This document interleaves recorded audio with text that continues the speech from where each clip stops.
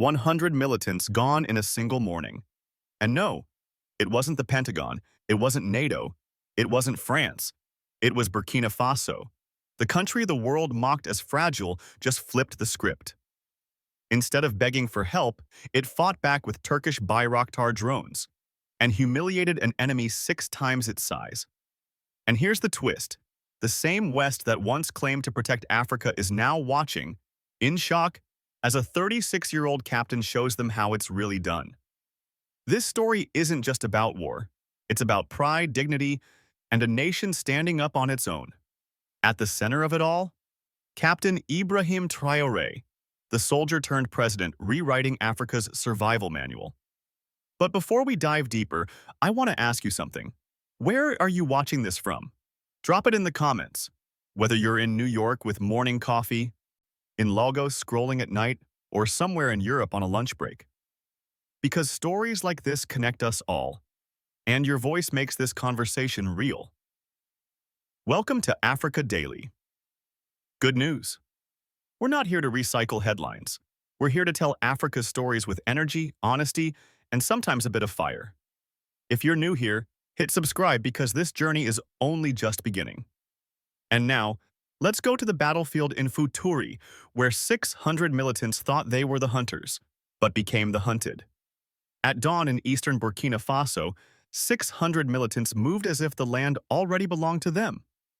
That number alone should have guaranteed victory. In most battles, it would. Yet within hours, more than 100 of them were gone. The paradox is striking.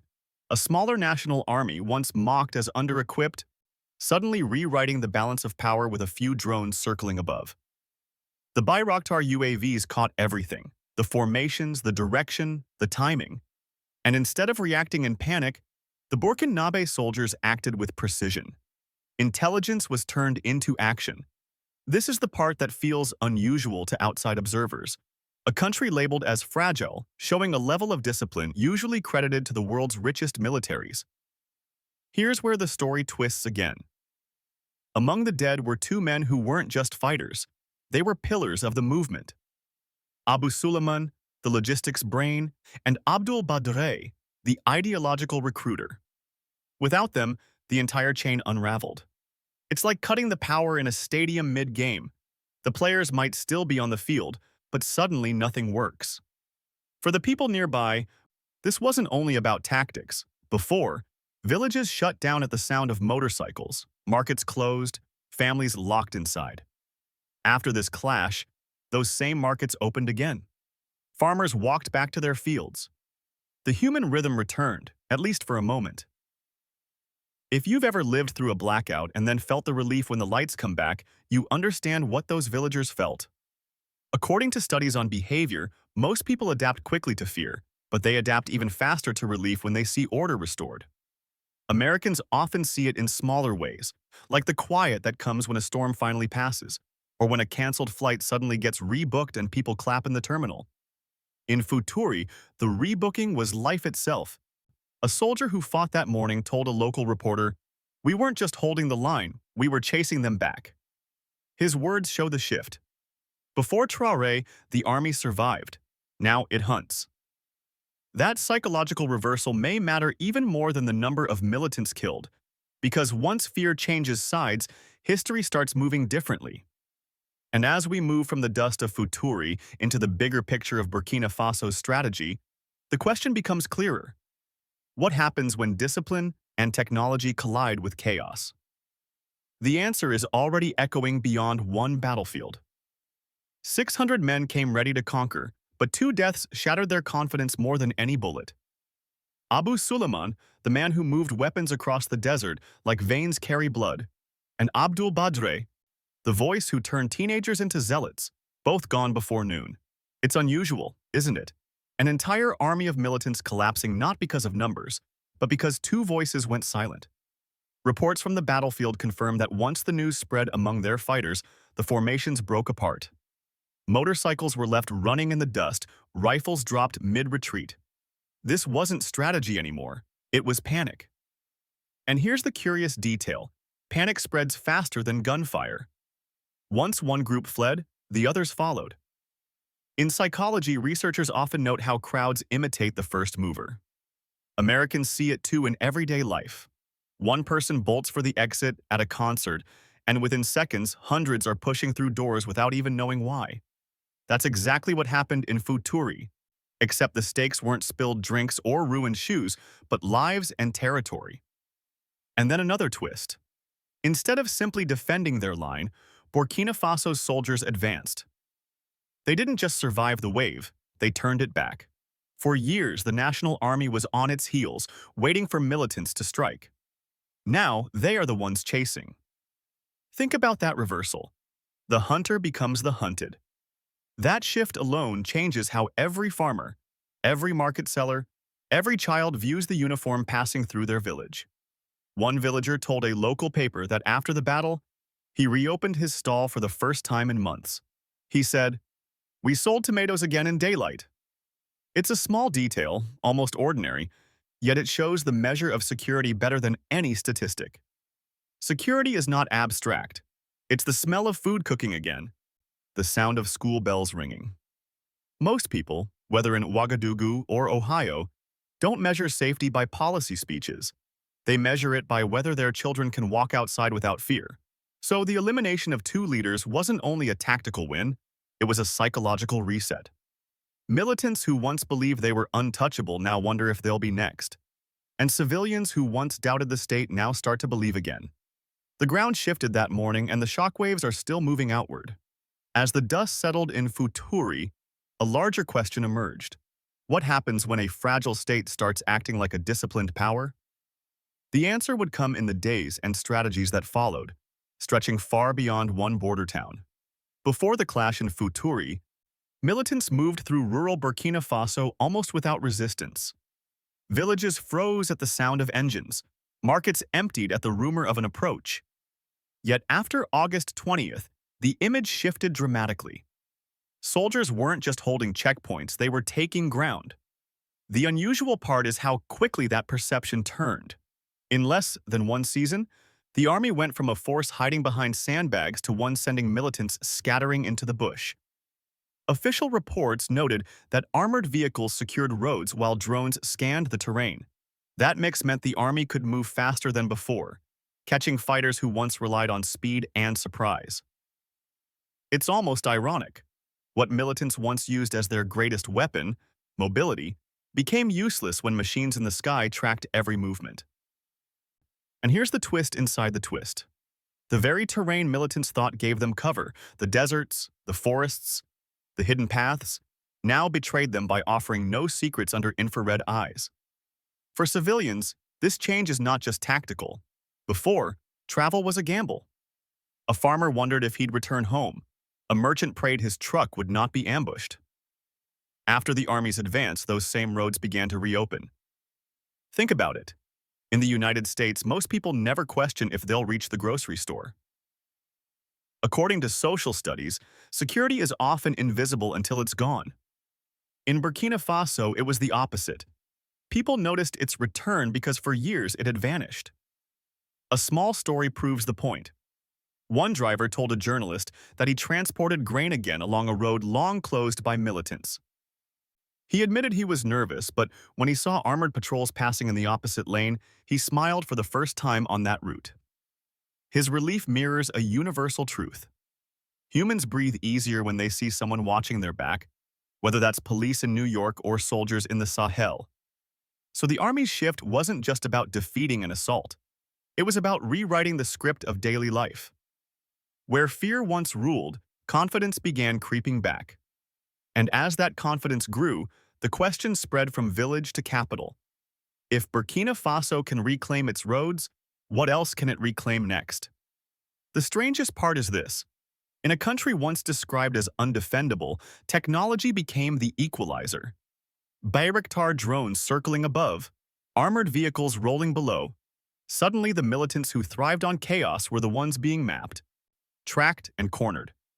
It almost feels upside down, doesn't it? For years, the rebels owned the element of surprise. Now it's the state watching them first, moving faster, striking earlier. Military briefings emphasized that this was no accident. The strategy was deliberate. Modernize with drones that deliver real-time intelligence, train operators to read the screens, and coordinate with ground units. The flow of information, not just bullets, decided the outcome. And here's the irony. Before these tools, militants exploited gaps in time. They could vanish before soldiers even received orders. Today, those gaps are closing, and it changes the psychology of every fight. Civilians feel it most. Before, families locked their doors at dusk because night belonged to the militants. After the drones came, that fear started to shift. People reported hearing the buzz overhead and for the first time, associating it not with danger but with safety. It's a reversal of instinct. According to behavioral studies, most people link sudden noises with threat, yet over time the brain can rewire. Americans saw this after 9/11. Airports became places of anxiety, but years later the sight of security lines came to represent reassurance. In Burkina Faso, the drones are undergoing the same transformation. A short story captures it well. A teacher in the East told reporters that her students once hid under desks when they heard engines outside. After Foutouri, she said the children looked up when a drone passed and whispered, "It's ours." That moment, when fear turns to ownership, is more powerful than any press release. So while drones and armored convoys are military assets, they are also symbols. Symbols that daily life can restart, that the state is not invisible, and that militants no longer write the rules. And once symbols take hold, they ripple outward, which leads to the larger truth beginning to surface. This fight is no longer just about one border town, but about how an entire nation decides who controls its skies and its future. Western powers once claimed they were the shield of Africa, yet the most decisive blow against militants came without their fingerprints on it. That contradiction alone is enough to unsettle Paris or Washington. The victory in Foutouri was not theirs to claim. Instead, a so-called fragile state embarrassed the very nations that spent decades promising stability but delivering little.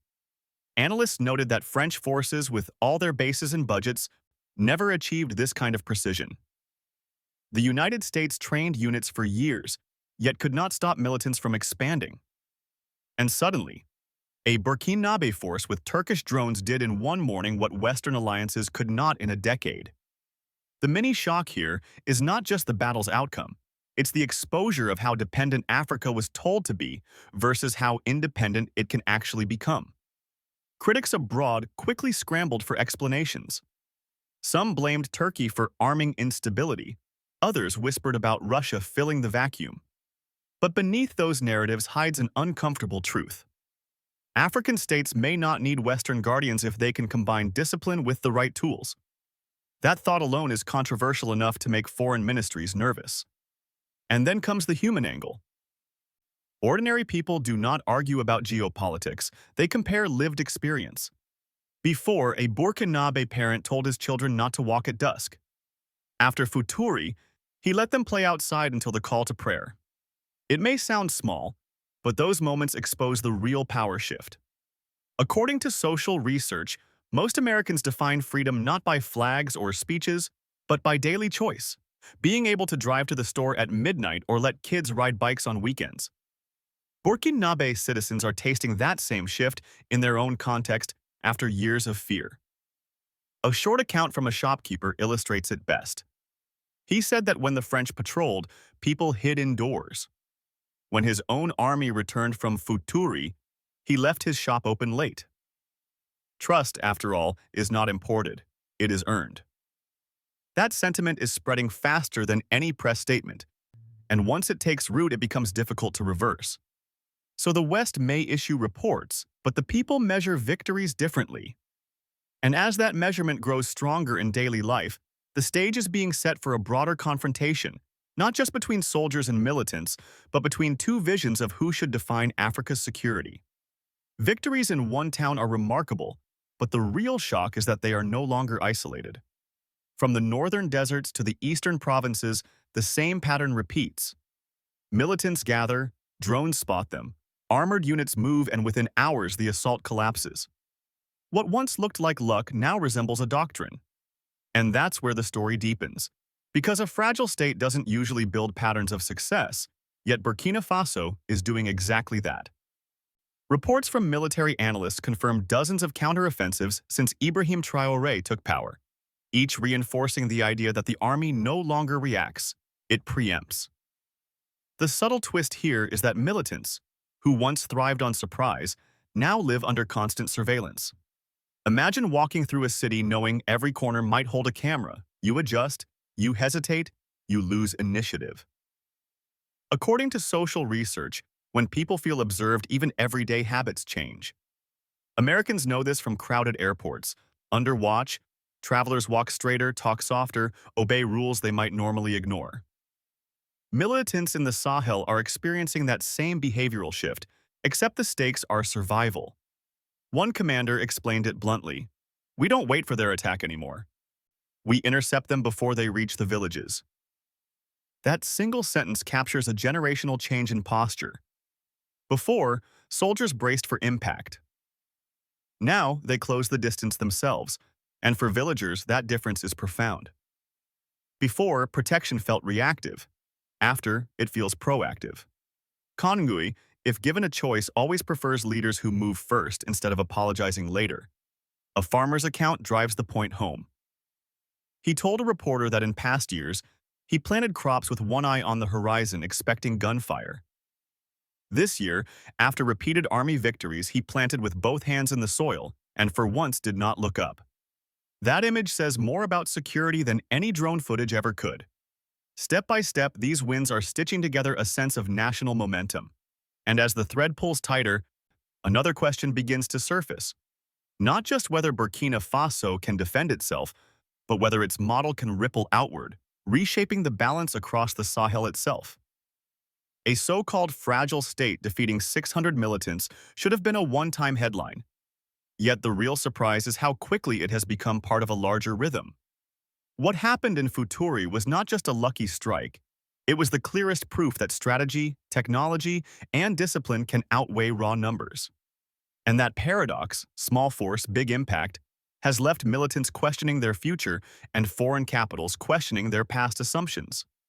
Reports confirm that more than 100 fighters were eliminated, 2 key leaders silenced, and weapons seized in bulk. But the deeper twist lies in what followed. Villages long paralyzed by fear began reopening markets. Roads once abandoned saw traffic again. According to behavioral studies, most people rebuild routines faster than they expect once they feel safe. Americans know this instinct too.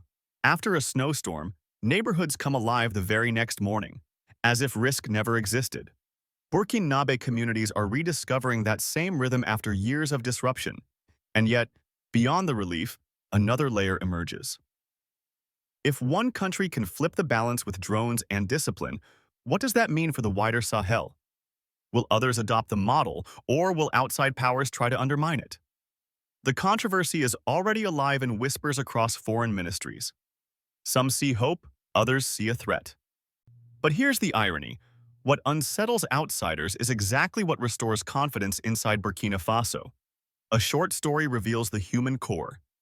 A young student said she used to walk to school clutching her little brother's hand, ready to run at the first roar of engines. After the Foutouri victory, she told her teacher she walked slower, even stopped to pick flowers on the roadside.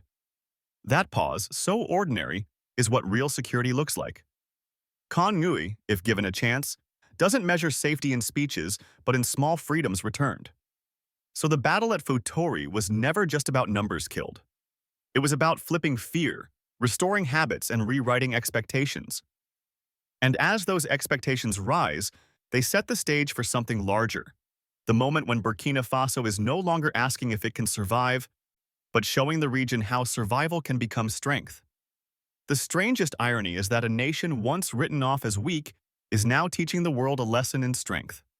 Burkina Faso, with limited resources, has managed to humiliate an enemy that outnumbered it 6-1.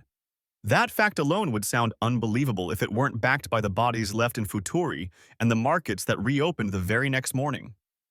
The reports are clear. More than 100 militants gone, 2 key leaders eliminated, and the rest scattered. But the bigger twist is not in the numbers. It's in the mood. Fear has shifted sides. Villagers who once locked their doors at sunset are now keeping shops open past dark. According to social research, people adapt to fear quickly, but they adapt to hope even faster. In America, you see it after blackouts. The moment the lights flick back on, neighbors step outside, laugh, share food. That same pattern is unfolding in Burkina Faso, only here the light was restored by drones and discipline. So the story closes with a paradox. What was supposed to be the militants' show of force turned into their greatest humiliation, and what was once a country dismissed as fragile is now shaping a model others may try to follow. If one captain with resolve and the right tools can flip the balance, then maybe the old rules of who holds power in Africa are already breaking. And now it comes back to you. Do you think this victory marks the start of a new chapter for the Sahel, or just a brief pause in a longer fight? Where you stand, whether in Chicago, Accra, or Paris, shapes how you see that answer. But the truth is, the people on the ground already feel the change, and their daily choices prove it. If you want these stories to keep reaching you unfiltered, subscribe, share, and leave a comment. Because voices matter as much as victories, and the next one we cover might challenge everything you thought you knew about Africa.